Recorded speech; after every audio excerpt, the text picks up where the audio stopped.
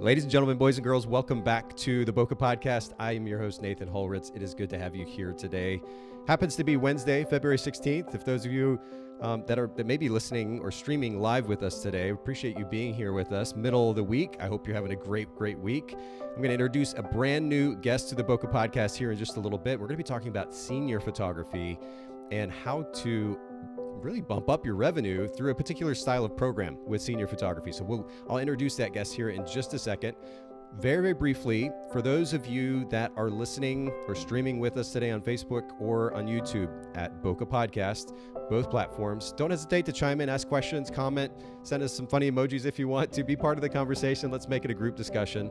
And then for those of you that are listening to the audio version and after the fact, don't hesitate to come join us sometimes. I know that during the week, it can be a little bit busy, maybe tough to join a live stream, but occasionally set that time aside. And if you follow us at Instagram or on Instagram at Bokeh Podcast, B-O-K-E-H podcast on Instagram, you can keep up to date with the upcoming live streams and come hang out with us. Last quick note before I introduce our guest for the day. Just a reminder and encouragement to look for opportunities to give back. I've got it popped up on screen there, my little receipt from Charity Water today, as I promised you all I would do before every episode. Just want to encourage you all to look for opportunities to give back. A little bit of money goes a really long way. All right.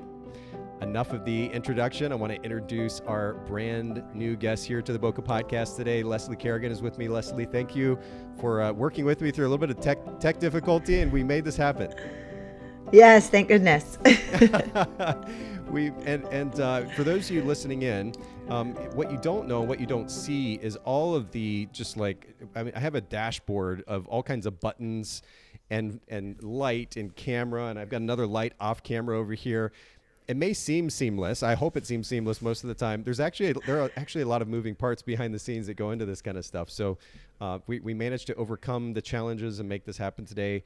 And Leslie, I'd love for you to introduce yourself by way of what is normally our first question here on the podcast about brand position. What is your business's, let's start with your photography business's brand position there in the market that you're in. Yes, thank you first of all for having me. But I would say my brand position is really niching down into senior photography and only photographing seniors in my area, which actually wasn't done when I first started. The photographers in my area kind of, shot everything. And seniors, in fact, at the time weren't even getting the type of photos that I do. They were only getting that yearbook. So my brand position was to come in and say, hey, guess what? There is another option out there, and I want to show you how I'm going to do it. I'm going to specialize only in seniors, and I'm going to give you an amazing experience. Okay, that's really interesting. How long have you been in the photography industry now, Leslie? So about 12 years with strictly seniors and a couple of more trying to figure it out. So I would say, you know how we always shoot a little bit of everything, sure. But about 12 years. Okay, well, the reason I ask is there was this interesting transition that happened in the photography industry. I've been in the industry now about 20 years, and I saw it happen. In fact, I actually used to photograph for LifeTouch years and years ago. Mm-hmm. And so I knew what it was like to be on that side of the photography industry and, using they had these massive setups of cameras, weirdest looking things that you would take to the schools and you'd photograph the kids sitting on the bench and doing their thing. They had a separate studio for senior photography.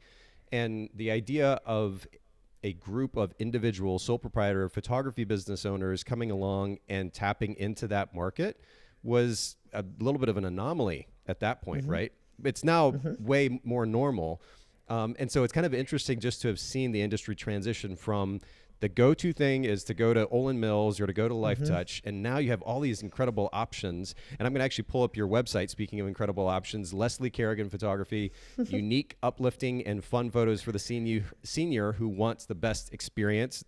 Very clear, distinct brand position there above the fold on your website. So props to you for that. And then for those of you listening in, it's Leslie Kerrigan, Leslie Kerrigan, Kerrigan, photography.com. If you're not live streaming with us, you won't have seen that. So I'll spell that out. And then Leslie Kerrigan Photo on Instagram. We'll link to both of those in the show notes at bokehpodcast.com. And then, Leslie, let's use that as kind of a segue then to go ahead and share the brand position for the education side of your business as well, if you will. Yeah. So funny enough, exactly when I decided to specialize in seniors, I was trying to find education on that specific genre and I couldn't find it. So I simultaneously started my senior photography business at the same time that I decided to hopefully educate others, because all I could think of is, why not share what I figure out, right? Because there wasn't anything like it at the time. So I would say Seniorology's brand position is to honestly just help and encourage others to be successful at senior photography. And yet again, I'll pull up your website here, Seniorology, for anybody listening in, just like it sounds, SeniorOrologie.com. There you go. Fumbling over that. But it says, Seniorology is a place where high school senior photographers can connect, learn, be inspired, and grow their senior business. Grab a cup of coffee and dive in. And it is Seniorology on Instagram. By the way, great job getting a relatively short and relatively easy to remember URL and Instagram handle. That's pretty brilliant. Was that well, again, it's the study of senior photography, and I wanted to share, what I learned. And so, yeah, it fit. It worked really well. Yeah, really well done. So I'm popping this up on screen here as well for those of you who are live streaming, Seniorology.com, Seniorology on Instagram, and just kind of going back just a little bit, Leslie Kerrigan Photo on Instagram and Leslie Kerrigan Photography.com. I'm talking too fast. I need to slow down just a little bit. It is a mouthful. Trying to get through all the things. Okay, well, let me just go ahead and transition then to the next question, Leslie. And by the way, for anybody listening in, a lot of times I have guests come on the show, in fact, probably the majority of the time actually, that I haven't actually had the opportunity to connect with individually before. So Leslie and we've just met. I'm getting to know Leslie with everybody listening in and watching. And so we'll keep going here. Tell me, Leslie, from your experience as a photography business owner for over a decade now, what would you say is the driving factor behind great customer experience? So for me, it's funny, I actually worked in customer service prior to my life as a photographer. Okay. And I just always wanted to exceed expectations and try to anticipate the needs of my clients. So those are the two things that I just always keep coming back to, no matter what I'm doing, is to exceed the expectations and, just provide an excellent experience for my seniors. And that allows me to give them great customer service. Now, exceeding the expectations is a really great concept. What it requires, though, as a baseline, is an understanding of what the expectations are. Right. And so I'm curious, I'm sure this is a podcast episode in and of itself, but maybe if you could kind of briefly sum up, how did you go about getting to know the expectations of your clients in order then to be able to surpass them? Well, it's a trial and error. When I first started, I didn't know exactly what seniors wanted out of senior portraits. So there was a lot of learning and asking my clients exactly, what is it that you want, but also a lot of trying to be different than the life touch and the yearbook photo. So I did my research trying to really understand what it is they give, because in my area, they still have to go get that yearbook photo. They're not coming to me for that. So I wanted to see what they did and go a complete opposite direction, right? Because my clients have to have both. Yes, but this is beautiful, though. And again, this really, truly could be a podcast episode in and of itself. And honestly, the basics of it, the conversation could be a 10-minute conversation, because you summed it up so brilliantly. Number one, have a conversation with clients, understand what they want from just basic interaction. And then two, be aware of the marketplace and what it is that they're seeing in the marketplace, not so that you can then go copy paste like a lot of photographers tend to do, but instead to go the opposite direction so you can stand out in distinction. Brilliant. Yeah, we could literally stop the podcast now and you would have given us all kinds of value already. Yeah. I don't want to take the business away from Life Touch. I only want to give them something in addition to that. So yeah, exactly. Brilliant. Okay. Changing directions yet again. Talk to me about time management. This is something we talk about a lot here on the podcast, and I don't say this enough. The position statement, and ultimately kind of the tagline, if you will, for the Bokeh Podcast is helping photographers build sustainable businesses. We can't have a sustainable business if we are working to no end, right? If we don't have clear goals established, and as a result, able to establish an efficient workflow that enables us to reach those goals but not get burnt out in the process. Time management is such a big component of that. Is there a big idea that drives the way that you're able to effectively manage time in your business and personal life too? I don't know if it's a big idea per se, but it's just what helps me. And that is setting specific hours in the day to work. And honestly, that's driven by the fact that I have kids. And so I dedicate my day while they're at school to working on my business. And then I basically close down the doors and become mom and cook dinner and, go to baseball and go to my son throws the javelin. So, wow. all those things. Yeah. So I think setting business hours and sticking to them. Otherwise, you're going to run yourself ragged, staying up all night and editing and doing all those things. Could I do that? Absolutely. But I would just feel like I was a hamster on a wheel, just constantly doing stuff. So I would say setting very distinct business hours. And then I'm a big to-do list girl. I like to write down at the end of the day exactly what I have to do the next day and check it off. So, well, it's the funny thing about something as simple as setting business hours. A lot of photographers might hear that, maybe even roll their eyes a little bit and be like, well, of course you set business hours. And then those same photographers are up at 1 a.m. editing as they've got Netflix playing in the background and they're also scrolling through Facebook, right? So the reality is a lot of what drives a healthy business, a strong business, they are very basic principles that if we actually apply consistently, it's going to be great. But the problem is we don't always apply those principles consistently. And one of those, like you said, especially being a sole proprietor, having our own business, also having family life, wanting to have a personal life, wanting to even be able to create a little bit of space for ourselves, is that we have to be intentional about setting hours. Otherwise, it's just going to eat us alive. So I think that's super important. And it's a really great reminder. To that end, delegation is a really important component of time management a lot of times for photographers because we're trying to juggle so much.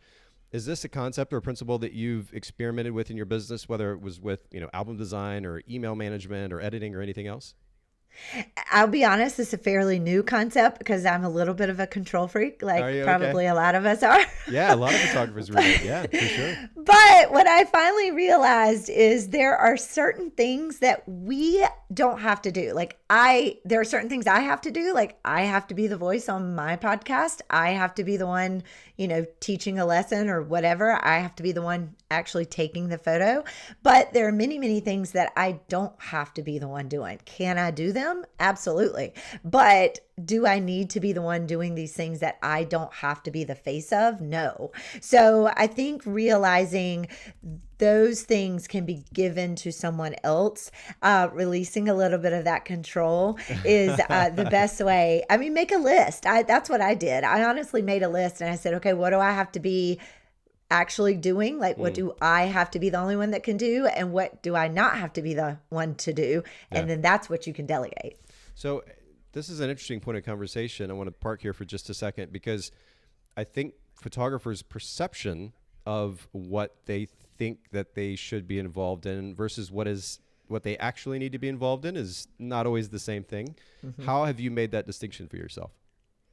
Well, it's one of those things like the behind the scenes things, the emails. Do I have to be the one that types that out? No, I don't, right? I can teach someone else to do that. Do I have to be the one that edits? Sure, I have my own way to edit things, but can I teach that to someone else? Absolutely. Right. So I think it's a little bit about really, I feel like it's a little more about internally, talking to yourself and being like, okay, what can you give up a little bit of control with? What can you teach an intern to do? What can you hire a VA to do? What can you outsource as far as album design and editing? None of those things have to be me. And once I realized that, I was able to let them go. Yeah, and that's huge. And then it's a matter of figuring out who we want to delegate that work to. And I know that can be a challenge in and of itself. The key is finding somebody who is available consistently, who shows up consistently, right? Whether that's an individual or a third-party company, and somebody who is able and willing to listen to the instructions that we give them, the detailed instructions that we give them, so that we aren't just simply throwing this thing to somebody else, but that we're handing it over and delegating it in such a way that it's still an accurate reflection of our brand. I think that's really important. A lot of the argument actually, as an editing company owner, that I hear when photographers are exploring the idea of using Photographers Edit is, well, if I give up that control, then it's not going to look like me, or it's not going to reflect my brand. How can it reflect my brand? And our brand happens to focus on matching the photographer's editing style. So that's how we answer that question. But I understand the apprehension there, because this business is our baby. And so whether it's email management or editing or album design, we want it to make sure that it's a reflection of our brand. And that's really important that we have those conversations. It is possible, though, and I love the fact that you highlight that. So that's really good. I want to keep moving, though. Talk to me a little bit about an important book. This could be a business book, a self-help book, something that's made a big impact in your life, one that you would want to recommend to our listeners. So one of my favorite books is one by the girl who started Nastygal. I don't know if you've heard of that clothing company, No. but it's also a Netflix series. Okay. And she started from nothing, really had no idea of what she wanted to do in her life, and just happened to love fashion and started just reselling things she got at a thrift store, and then turned that into a, millions of dollars company. So Wow. that I really, really love. And of course I had that name written down and now it's gone out of my head. Is it this one here, Nasty Galaxy? No, No? I don't think that's it. Okay. The name of the clothing company is nastygal.com. And like I say, she's got a book and she has a Netflix series that tells her story. Is And it to Girl me, Boss it's just, by any chance? that's it. Girl Boss. Thank you. Okay, we Thank got it you. right here. Cool. Sorry. Yes. But Sophia it's just Amoruso. inspiring. Yes. Yeah. To me, it just shows that you don't necessarily have to have a very clear direction. I didn't know what I was going to do when I went off to college. I'm not even doing what I went to college for. But you can find your passion and make a business out of it. That is really true. As long as there's a marketplace for it, I think we have to be at least cognizant of whether or not the market can support what it is that we are trying to provide. A passion. It's funny because in our business, in our photography industry, quite a bit actually, there's this conversation about passion. We're always talking about what we're passionate about. And that's great. I mean, I'm passionate about motorcycles, but that doesn't mean that I'm just going to go out and start a business, selling motorcycles, for example. There may not be the marketplace for that. And so many different other things. Just simply being passionate about something doesn't mean that we should go start a business kind of built around that passion. We do need to be aware of the marketplace and the opportunity that might be there. But I think at the same time, I'm very much like you, Leslie, in that I'm like jump and then build my wings on the way down kind of guy. So I will add that caveat. And I've learned a lot of lessons the hard way because of that. But I think there's also something to, at some point, you don't know everything. Not everything's just going to be so, perfect, whether it's the financial situation or anything else. Sometimes you just got to go ahead and take that step and make a run for it and explore that opportunity. If it doesn't work out, then you pivot, you shift, and you go do something else. But I think that's, it's good reminder all the way around. Take the chances, but also maybe do a little bit of research ahead of time. Right. Yeah. Make sure somebody wants to buy it. Right. Exactly. That you summed it up way more perfectly than I did. Talk to me very quickly about, and we're going to talk about senior photography here and your Spokesmodel program here in just a second. But I have to ask a little bit of a nerdy question, and that is a favorite piece of gear in your camera bag right now. What is that? So I just bought the Nikon mirrorless Z7. I am used to the DSLR, but I know everybody was like talking about it and hyping it up, and you got to go mirrorless, and eventually all of them are going mirrorless. So I finally broke down and bought it. So I'd say right now that's currently my, I have to figure out how to use it piece of equipment. So I have to pick it up every time. That's okay. So what's the biggest challenge? What has been the biggest challenge going from a DSLR to a mirrorless camera? You're talking about learning how to use it. What would that thing be? Well, it's funny. I don't know if other people will feel the same way, but to me, it feels a little somehow like I'm cheating using the mirrorless camera. Like it feels Really? a little like I'm pointing and shooting for some reason instead of actually being the photographer behind the camera. And I can't really put my finger on why. But that is my challenge right now, is trying to just realize that, yeah, it's not a point and shoot. Like I'm still, adjusting the settings, and I'm still choosing a lens, and I'm still doing all those things. It just feels a little too easy. That's funny. So, when you were talking about that, where my mind immediately went to was the association with a phone. When we take a picture with a phone, there's literally no sound, right? It just, Right. You take the picture, it's there. And very similarly with a mirrorless camera, there's no sound. It's the weirdest thing. Somebody was photographing me the other day with one. I was at a photographer's workshop, and they were photographing. I just kind of stepped in as a pseudo model, and they were photographing. And it was the weirdest thing to have this camera pointed at me and ultimately realize that they're taking pictures of me, but I'm hearing literally nothing. There's no kind of feedback about the fact that I'm actually being photographed right now. That was super weird. Yeah, it is. It is really weird. It's just, something you have to get used to. Yeah, you're used to the focus beep on the DSLR and the, you know what I mean? Like all that stuff. And yeah, it's totally different. That's funny. Yeah, adjustments. I mean, the industry is changing and it's going to continue to change. And I think it's smart to move along with it and to stay up to date. But it's hard not to, especially if we've been in the industry for a few years, it's hard not to notice those distinct differences between the past experience and what it's like now. And talk about the old times, Yeah, well, it's really hard not to go back to my default of just, I know that DSLR like the back of my hand. Yes. It's super hard. Mm-hmm. Yeah, I shot Nikon for my whole wedding photography career, and I just absolutely love the ergos of the Nikon body.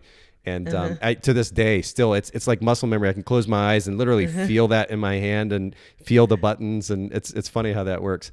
I want to ask you a quick question, and we'll make this kind of a group discussion. And I love this, by the way. Dawn Stevens is on Facebook. She says, so how do you come back when you have done none of the things you've talked about here and ultimately burned out? How do you get your creativity and inspiration back? And that's a really loaded question, but maybe you can just kind of take a stab at it, if you will, Leslie. Yeah, I think that for me, anytime I feel burned out, it's really good to, number one, take a step away. Okay. Like don't take it out of your mind, go away from your camera, from your business for a set amount of time, not too long. And then let yourself feel whatever emotions are going through your head. Don't beat yourself up about it. That's another piece of it. Then when you come back and do something for yourself and your photography. So don't immediately grab a client, go do something fun and totally creative on your own so that you can get back to why you picked up a camera in the first place. That would be my advice. Yeah, there is something so calming even about creatively photographing again, stepping aside from anything related to business. My go-to would be, I've got this twin lens medium format film camera that I would set up on a tripod, and everything is completely manual. You have to think through the whole thing, meter the scene, looking down through the top, and it's got this kind of funky mirrorless situation or mirrored situation going on. But that whole process is almost meditative because you're having to think through the whole process and you're being super intentional about what it is that you're trying to create. And now you've totally shifted the mindset from this almost frantic, haphazard state that we exist in a lot of times with a DSLR or a mirrorless camera, either one, shooting hundreds, thousands of frames like it's nothing, and literally taking that one frame at a time and being super intentional about it. It really kind of brings us back around, I think. Yeah, I agree. I mean, anytime that I can go out and just set up an entire shoot that I dreamed up, and like you say, work through each piece of that, where do I want this to happen and what pose do I want? What outfit do I want? And, just that to me allows me to get out of my head about all the business stuff, and just really create something beautiful, which is kind of why I started taking photos in the first place and why a lot of you maybe did too, right? Yep, absolutely. Yeah. And Dawn says, oh, thank you so much. So I do appreciate you sharing your thoughts too, Leslie. And that's a good reminder for all of us. Okay. I want to transition then to, we're going to talk about senior photography, but more specifically a senior spokesmodel system and or a program. And I'm going to play a little dumb here, and I'm just going to simply ask, for my own sake and for everybody listening in or watching, what does that actually mean? What is a senior spokesmodel program? So essentially, it is a marketing program that allows you to build a team of your ideal clients, which are seniors, who spread the word about you and your business. And they participate in photo shoots and, for me, activities and some other things, community service. But as a team, we basically spend their senior year together. I give them an amazing experience. They help me market my business. Okay, that makes sense. And I mean, is this a program that you implemented from the outset with your business, or was it something that you kind of learned along the way? Tell us kind of the backstory behind how you implemented this in your business. Okay, so you're going to think this is hilarious, but I was at WPPI. Okay. I was not at all in a class talking about spokesmodels. But if you've been to WPPI, you know, you sit in a class and then as soon as the class is over, all the women file out and go to the bathroom. That's just the way it goes. That's how it works. And so I'm in line and I'm eavesdropping on two other random photographers' conversations, and I heard the term spokesmodel. And I was like, gosh, you know, and my wheels started turning. I knew at this point I wanted to get into senior photography. And these two ladies were talking about a senior spokesmodel team. I didn't get a whole lot of details because, again, I'm eavesdropping.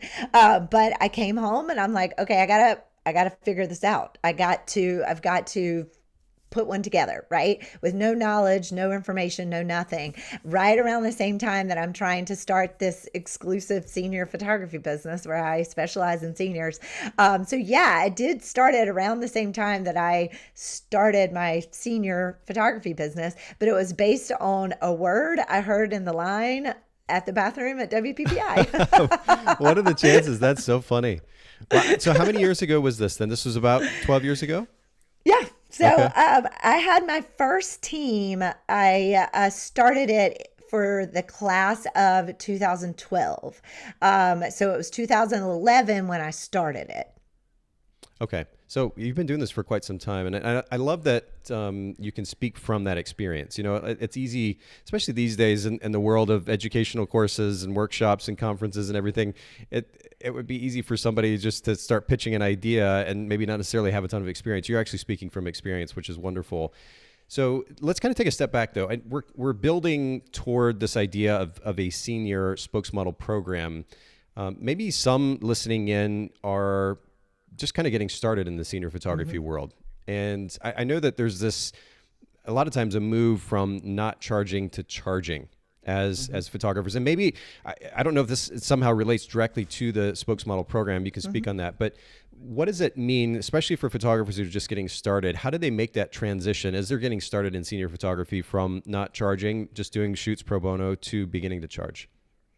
Well, both in photography in general and in my spokesmodel team, when I first started, I didn't charge for either one, right? Like, you're trying to get your experience, you're trying to kind of practice on people. So when I first started my photography business, it was completely free. Whoever I could get to model for me, whether that be a family or whatever, I would do it, right? Same thing when it came to spokesmodel teams.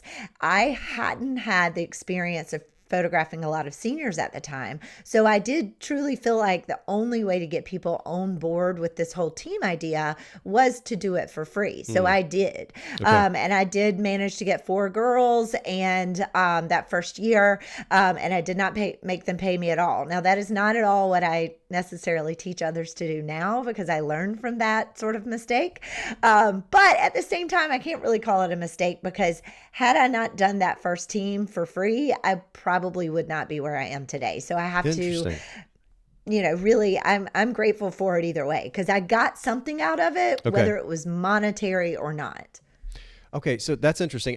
When I read this, because you helped us out ahead of our conversation today and gave us some talking points that we could get into. So when you were talking about charging, not charging, I guess the problem was I framed the question in a way that I didn't realize that we were actually talking about charging those that become part of the program. So maybe we should talk a little bit about how that program is set up, just logistically speaking.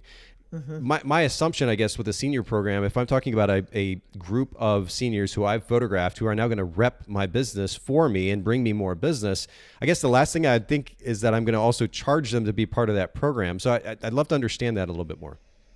Yeah. So, I mean, again, when I first started, that was my thought. How am I ever going to get somebody to pay me for something that I need them to do for me? And at the time, I really did need them to market my business, because I had no business at the time. I mean, you know what I mean? Like, I had no senior clients. So I needed them to work for me. And so at the time, it was an exchange of market my business and I'll give you these photos and these photo shoots, right?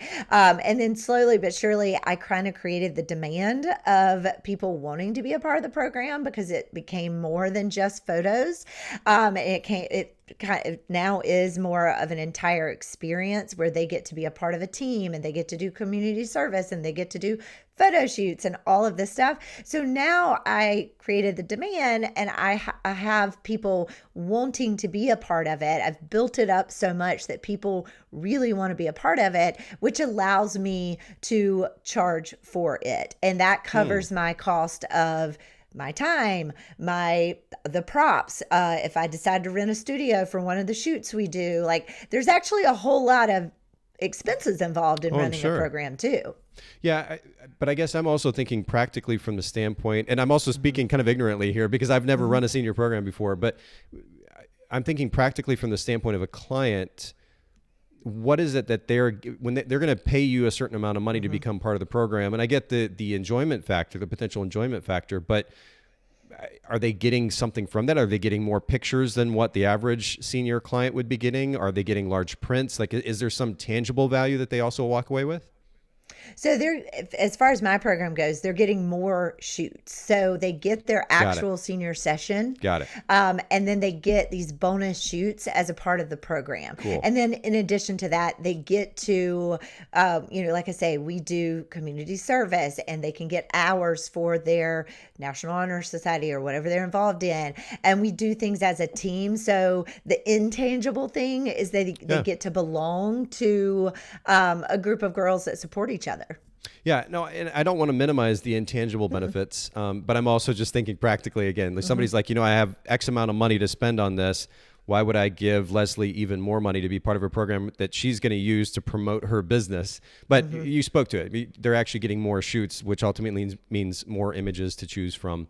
And that's definitely a tangible benefit as well. Okay, so back to the question then about how to move from not charging to charging. Are there a couple of ideas that will enable a photographer to effectively do that?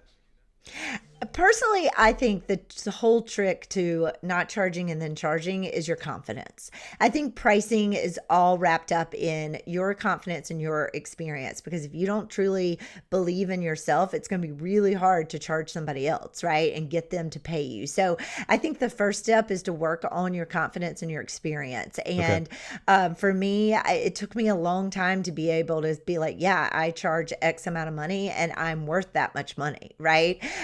So my first step for anybody going from, whether that be in your photography business or whether that be from a non-charging spokesmodel team to a charging one, is to work on your confidence and realize that both your time and what you're producing is worth being paid for. Okay. How do you develop that confidence? I mean, I understand the idea of shooting and developing experience, which then translates to confidence. Again, I'm also thinking on the practical side of this. In many cases, photographers, they may not have a secondary income to fall back on, so they have to make money in the same way. It seems like in my mind, like that would be the driving factor here. It doesn't matter if I'm not confident enough to charge. I've got to charge. I got to make money. But that in and of itself provides confidence. Okay. If you know you have to pay for a bill, that is a whole lot easier to say, I have to charge this amount because I know how much I need to make in order to live. So that's still a confidence factor. And the second piece of that is knowing your numbers. So yeah, you've got to gain that experience so that you feel comfortable charging people for what you're providing them. But then you also have to know your numbers, because whether you are your sole provider of income in your family or not, you still need to know how much it costs to run your business, how much it costs to provide that album to somebody, or, how much it costs you to sit here and spend hours editing. You have to know your numbers, which also gives you confidence to be able to say, I charge $200 or whatever you charge. That makes sense. Okay.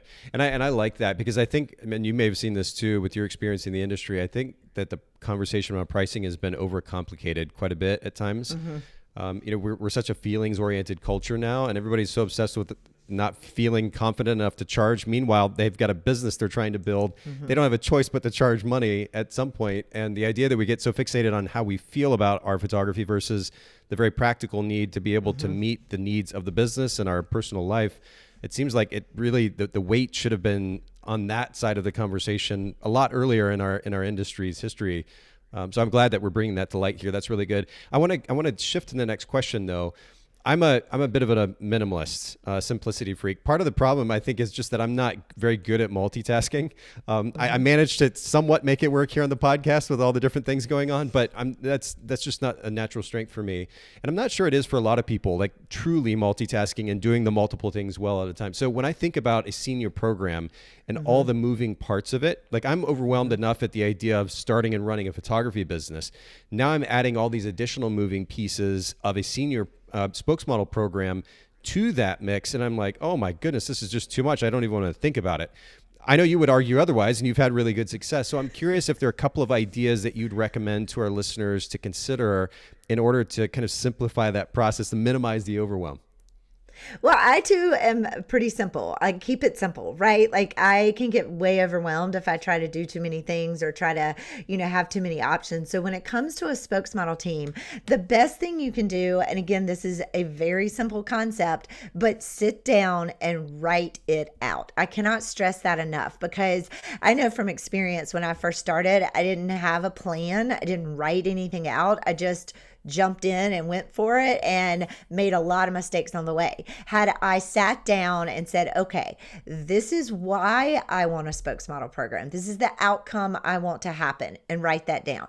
Once you know that, then you can structure your program in a way that gets you that outcome, okay? And you want to write that down. So you want to take the why, and then you want to figure out the what, which is what are you going to offer these seniors, and what do you want them to do for you in return? Period. Keep it simple. I like that. So it doesn't have to be complicated. I'm sold already. I also like it, and I'm glad that you bring this up too, because this has actually been a theme on the podcast as of late, largely because I think the themes on the podcast are largely driven by what I'm going through in my companies and life at the time as well. A little subjective there, or biased, but we've been talking quite a bit about the significance of being intentional and that we are writing out the goals that we have. I tend to like to go really deep and start like at just base level, which is my personal goals.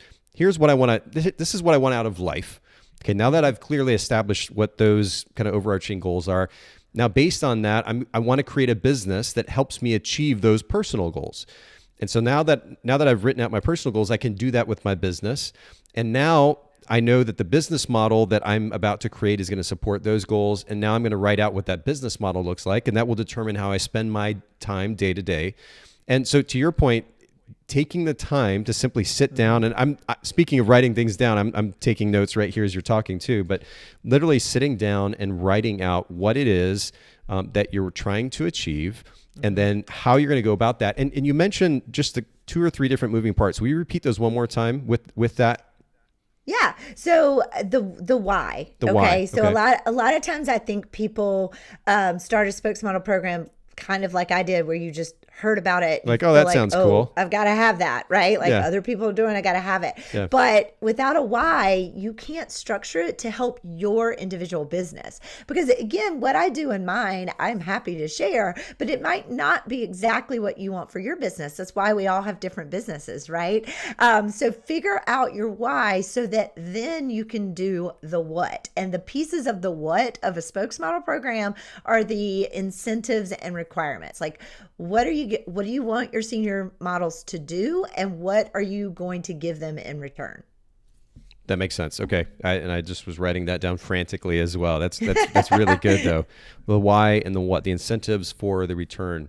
So is there we talked about not copy pasting what other photographers or other businesses are doing. Is there a kind of a standard approach to those so-called incentives in the industry, or does it really vary from photographer to photographer? Have you tried to be super different with that? I think that it can vary slightly, but no, I don't think it varies greatly, because teenagers are pretty much all the same, right? What incentivizes one teenager pretty much does the rest, right? Okay. So there is a set of, and again, I will say it's changed over the years. What used to be the incentives of my class of 2012 model team is different than my 2022 team. It just, teenagers are different nowadays than they were then, right? So I think that back then it was more of you get a referral and I will give you X, meaning a discount on a product or an actual product or cash or something like that. That used to be what really motivated them to get me referrals, right? Yeah. Nowadays, that's not so motivating anymore. So you've got to look at more of the, for me now, what motivates my seniors is being a part of that team and doing things as a team and the friendships and the bond they create while doing these things like photo shoots, community service, etc. And that's a little bit more of what's motivating them now than, yeah, it is. It is very interesting. But it also is really good that I still have a team and know that. Like, I didn't have a successful team back then, and now I'm teaching about it. I literally have one every single year, so I can figure out that, the teenagers of 2022 are a whole lot different than the teens of 2012. They just are. Oh, for sure. Well, and actually that's a beautiful segue then to my next question, which is how do you go about learning what gets a teenager excited? These seniors that you're wanting to bring in to this program, do you go about having conversations like you talked about earlier? What are the kind of the driving factors that you mentioned to me before we got started? You've got kind of three main concepts here. What are those three? So for figuring out what teens want, I ask mine every single year. I sit them down, kind of like a focus group, but it's my senior models. And I ask them, I actually even did it one time for my podcast where they just answered these questions for me on my podcast so that other people could hear from them, right? That's cool. And I just think anytime in business, if you're not willing to try to get that feedback, you're never going to be able to grow and keep moving. So as hard as sometimes a little feedback might be, you have to have these conversations. So if you don't have a team yet, see if you can get a bunch of, a few teenagers, I shouldn't say a bunch, but a few teenagers to go grab coffee with you and just ask them, hey, listen, what would be interesting to you? What kind of shoots would you want to do? What kinds of things could I give you to make you want to be a part of this team? I even DM mine all the time or text them and say, listen, if a random photographer DM'd you, would you answer that DM? Like, what would make you answer it? Yeah. What makes you like a photo on Instagram? Like, you have to. I'm nowhere near a teenager, so I have to ask. Okay, I'm really old. Well, but it's funny. Again, as simplistic as this idea is, how it's just practical it is. I mean, have a conversation. It's funny, these assumptions a lot of people make about. I found this really interesting, actually.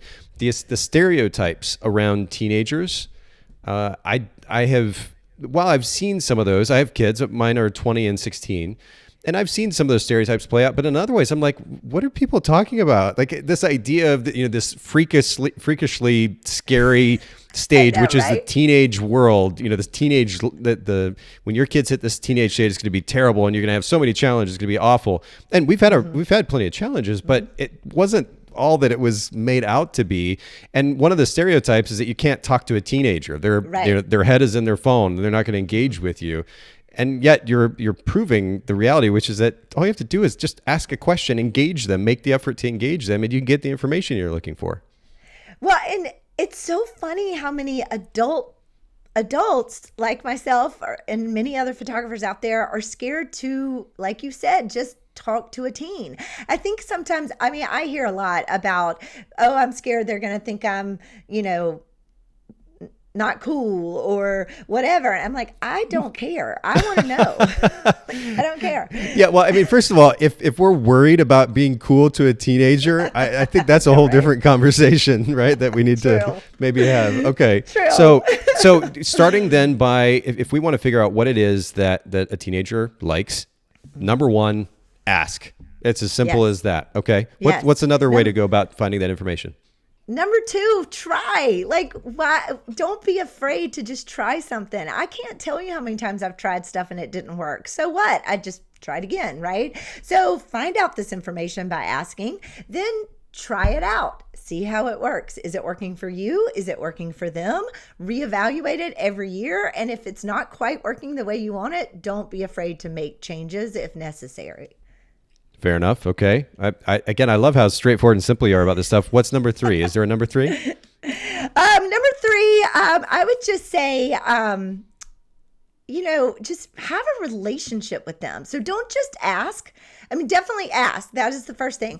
But really investing in teenagers, you will be able to get so much out of them just by having them involved in stuff and coming to those photo shoots. But if you don't invest in them, they're not going to invest in you. So build that relationship. Okay. That is honestly what my spokesmodel program is built on, is these girls that are on my team. And I say girls because that's all I have, but that doesn't mean you can't have boys. But the girls on my team know that I'm there for them. And again, I do it in a way that does not take away from my 2 teen boys that I have. I mean, I have a family. I can't always be there for these 34 girls that I have on my team, wow. but I am there for them, and they know that. So I'm not asking them to do work for me as an employee, but I'm investing my time and energy into them, and they're investing back into me. So I think having a relationship is really key. Yeah, that's what I wrote down. Show genuine interest and then invest. I mean, and it kind of plays to what we were talking about, but that's a good reminder. Okay, so I know that you, again, having had experience in the industry, offering the senior spokesmodel program, having implemented in your business for some time, but then also observing other photographers, you may have seen some, shall we call them, interesting implementations of these programs. What are some common mistakes that you're seeing other photographers, or in the way that other photographers are implementing this in their photography business, and maybe the ways that they can mitigate those mistakes? Well, I can talk about mistakes because I've made them myself. So yes, I've seen a bunch of other, you know what I mean? Like I've done them too. So don't feel like I'm like calling you out if you've done this, because I've done it too. But I would say big mistakes. Number one, thinking that it's all the model's responsibility or the spokesmodel's responsibility. That's huge. Because I hear complaints all the time. Well, my models didn't do this, and my spokesmodels didn't do that, and this, that, and the other. And I say to that, what did you do?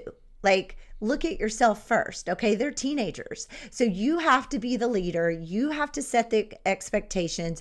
And then you also have to remind them of those expectations. Okay. We can't just expect these spokesmodels to be miracle workers that just, hey, I'm going to give you these pretty images, and now I expect 800 inquiries. Like, it doesn't work like that. Right. So I definitely think that's a huge mistake, is just really expecting all the work to be on the model and not on you. I thought that in the beginning. I truly did. But as soon as I shifted that in my own mind and I put more effort and work into my program, then they did too. So that's a huge mistake. The other mistake I would say is, the free thing. And again, I made that mistake too. I gave everything for free, and I didn't necessarily get a whole lot of results like I expected, right? Like, so my expectations were really high, and I gave everything for free, so they didn't meet those expectations, right? So I would say definitely consider some sort of investment from your spokesmodel, because therefore they're more invested in the program, right? Whether that be simply paying for their senior session, which is a great way to start charging for your program, is have them pay for their senior session, but get all these perks for being on your team in addition to that. So I would say highly consider that, because then they are also invested too, okay? Because they've made this monetary investment as well. Yeah. So that's another mistake I see. And then lastly, I would say really just I go back to this, it's super simple, but not planning it out beforehand and then getting caught up into them asking you questions you don't know how to answer, or the mom's trying to get stuff out of you that you didn't plan ahead for. That's what happened to me in the beginning, is the moms kind of put me on the spot with, well, gosh, they get a CD of images. This was back in the day when you gave a CD, right? And I was just like, oh, I hadn't even thought about that. Yeah. Oh, yeah. You get a CD of images. So I, had to give them that because I didn't plan. So in order to get spokesmodels to meet your expectations, do whatever it is you want them to do, plan it out and clearly communicate that to them. That makes sense. Yeah. It's funny. I mean, that's applicable across any type of photography business and life for that matter. Like, be clear about the most important things first, so that Right. you have that to run everything through, almost like a filter that you run through. That's really important. For maybe just a little bit of a pushback. So if for a photographer listening who's like, I get the idea of having a plan in place, but I'm new to the game. Like, what does that mean to plan? Are there certain key ideas that photographers should be implementing in this program up front that will help mitigate running into situations like that? Yeah, I mean, you've got to determine what it is they are going to get. Like, how many shoots are they going to get, right? Okay. Like, mine get a guaranteed number of shoots. So, therefore, if I decide to do more, then I'm exceeding their expectations, and that's on me. But I'm very clear in the beginning, this is what you are getting. You are getting 5 shoots, which is that's what mine get, 5 shoots. Yep. But whatever that may be for you, you have to determine that. And I do think a lot of times, just to play on another mistake, is a lot of times photographers, when it comes to a spokesmodel program, get held up in this whole deciding stage, the analysis paralysis thing, like, oh gosh, well, I don't know, how many shoots should I give them, or what should I require of them to do? Should I force them to post on social? Whatever, there's a lot of pieces there, but that's why I go back to writing it out and planning it out. Make that decision, stick to it, and then at the end of the year, reevaluate and say, okay, did 5 shoots work out? Like, was that a good idea? Did they enjoy that? Ask them, did that benefit me? Did my business benefit from what I gave them? But just make that decision up front, set those dates for that shoot up front, set the rules, like, can somebody get a reschedule of a shoot if they can't show up to one of those shoots? Yeah. All of those pieces have to be decided up front. Makes sense. And yeah, you're not going to be able to figure out every piece, but that's where I go back to, you've got to at least try it. And at least if you have that plan, you've got something to get started. That makes a lot of sense, actually. Okay. Well, you didn't ask me to do this, but I want to promote kind of your education brand for you, because you have a lot to offer here, even this short amount of time. It's super practical. It's easy to follow. You're a great teacher. But we also, we spent, 20 minutes, 30 minutes talking about senior photography. There's so many different moving parts to it. Right. Even as simple as you're making it. So your website, and I'm going to pop this up here for anybody who's live streaming. For those not, you're listening to the audio, seniorology.com. This is a place where I know photographers can go to learn more about some of the education that you offer. Can you kind of sum that up a little bit? Like, where would somebody want to go first if they want to learn about what you have to offer?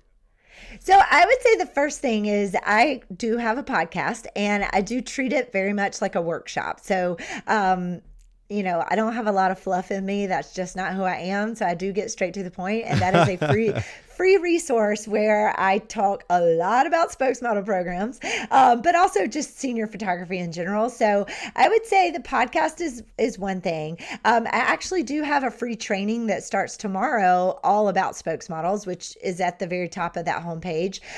So you can join that for free. And then I would say I am constantly answering DMs. So if you have a question, ask me. I do not hold back. I love to help people. So just send me a DM at Seniorology on Instagram of whatever question you might have, and I'm happy to help you. Brilliant. Yes. And I was popping that up on screen here. So seniorology.com, and then Seniorology on Instagram as well. Don says, this has been an awesome conversation. Thanks for chiming in, Don. And shame on all of you who have been streaming and not saying anything. You need to be part of the conversation. Ask questions, comment.